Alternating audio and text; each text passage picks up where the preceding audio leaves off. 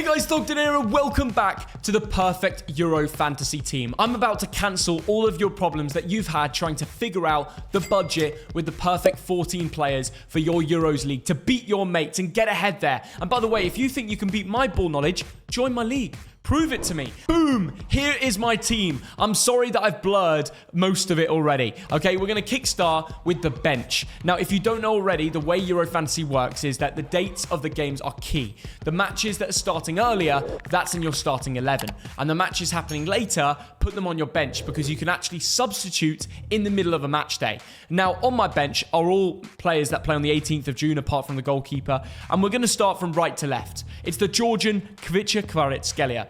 Now, for 7 million, match day one, he's got Turkey, then Czechia, and then Portugal. The second midfielder is one of the most expensive players that I have picked in one of the biggest nations in Euro 2024. Bruno Fernandes. Now, he's selected by 25%, but he's on my bench because I can sub him on later. So, if the whole midfield gets points, he might not even get a chance to play, but he is selected by a quarter of the game and costing 9 million euros. He's one of the most expensive midfielders, but there's no surprise why you won't have him. It's Czechia, Turkey, and Georgia. And Portugal, as I say, they are the favourites to go through in that group. And I think if anybody's going to be the heart of the team, it will be him. The third and final midfielder, who I'm sure will be subbed on, is another from the same group. It's Hakan Çalhanoğlu. Now, you're probably thinking, Theo, you've only gone for players in one group. Trust me, there's a lot more in this team that you're going to find out about. He's unmissable. Hakan will be on penalties and free kicks, once again, selected by 5%, costing you only 6.5 million.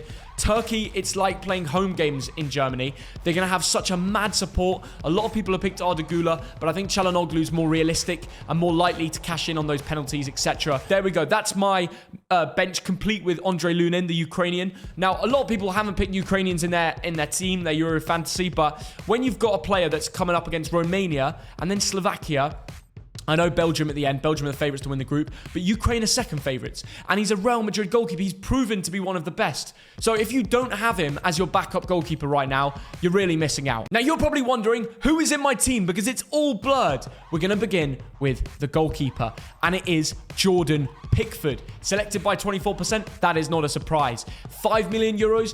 Not a bad price. I wouldn't want to pay more. There's definitely goalkeepers of top European nations like Manuel Neuer of Germany who are like 6 million. There's a lot of 5.5s. But with Jordan, you know he's going to play every game because Gareth loves him. And I think we will keep a few clean sheets or he'll make a few big saves. Serbia, then Denmark, and then Slovenia. We should smash that group and we should keep at least 2 clean sheets. No brainer. He should be your goalkeeper. Now we're going to go from right to left on defenders. Now, you're probably thinking, Theo, why are you playing 5 defenders? Well, they've all got a chance to get points. And if they don't, you guys have seen the 3 midfielders that are coming on.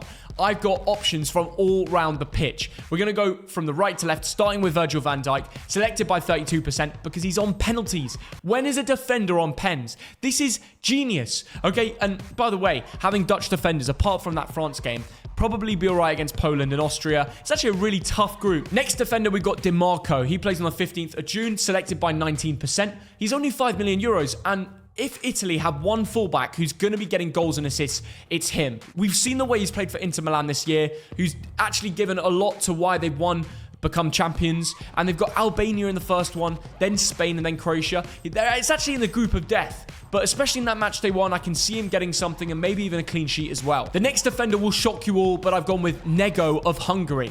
People will laugh at me, but this man actually plays in midfield. And he's counted as a defender on the game. Now, I know they've got tough fixtures with Switzerland, Germany, and Scotland, but for 4 million euros, okay, he's actually on the back of my bench, but plays early, so he's going to be probably subbed off, but if he gains some points, then he'll stay on the team. This man always is a Euro fantasy gem, and if you don't know about him, get to know. Selected by 0%. Everybody is going to be missing out. This is a Thogden pick that you guys must look out for. The fourth out of my 5 defenders is a nailed-on pick. Starts for Germany, and he's only 4 million euros. It's unbelievable how people don't really know about him, but Maximilian Mittelstadt is one of the fullbacks in this German defense, and I genuinely think everybody should pick him because Germany are in a group that's very winnable. Scotland, Hungary, and Switzerland. They'll keep a bunch of clean sheets. He might even contribute too. And the fifth and final defender is Wout Faes, selected by 7% and only 4 million euros to get you in the Belgium defense. And by the way, the Belgium defense will be having to get clean sheets against Slovakia, Romania, and Ukraine. It's very likely he's going to be cashing in on points. Now on to my midfielders. Now, nobody has picked Georgy Sudakov, and I don't really know what they're doing because in this group, I put Ukraine as an easy second favourite. I've already got Luna in goal, but this man contributes for Shakhtar Donetsk on the regular, and for the national team, he plays in that 10 role. He's behind Dovbyk. Mudryk is on the side of him. He's going to get a lot of chances. Now, this is an underrated pick that nobody knows about, but when he's playing against Romania and Slovakia, in that first 2 legs, he's going to get goals and assists. He's very involved, and nobody really knows about him. For 6.5 million euros, I think it's a bargain, and I actually think the dark horse of this tournament could be Ukraine. Now, the midfielder who have captained for now, based on date, because Germany opened the fixture, and I can change the captaincy, remember that, is Florian Wirtz. Now, he's playing Scotland, and I definitely can see him contributing in that first game. Then they've got Hungary and Switzerland. It's a no-brainer. Selected by 39%. For 7.5 million euros, I still think you're getting a bargain. Now, my 3 forwards, this is where most of my money has gone, and they're all nailed picks. They're all the boys that are going to get the goals throughout the tournament. They play, well, let's go from right to left. The blue shirt is Kylian Mbappe, selected by 76%.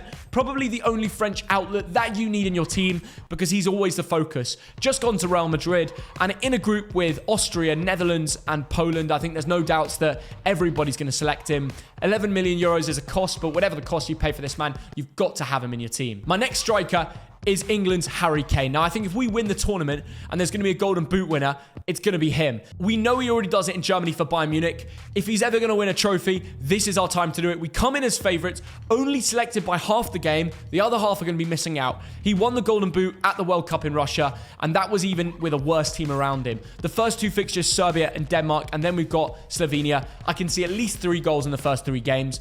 Probably enabled to captain if Florian Wirtz doesn't cash in. This is a man you have to have. The second Belgian player, the man up top, Romelu Lukaku, he broke the record for the amount of goals in Euro qualifiers. With De Bruyne behind him, Doku on the wing, Trossard on the other side, he will be the focal point, the goal scorer, the poacher, the number 9 to get you those goals. If people don't have a front 3 of Lukaku, Kane and Mbappe, I don't really know what you're doing. For me, this man only being selected by 12% is a shock. And I know why. People would rather spend more on KDB as a midfielder. Massive error. And you will see why. Thogden picks. Let me be the tipster. I will tell you guys that this is a better decision. I've got my heart on the line. I genuinely think this is the team, as you can see on the screen, to win in the leagues. Now, by the way, if I go to leagues, Thog and Dad Super League already has 325 members.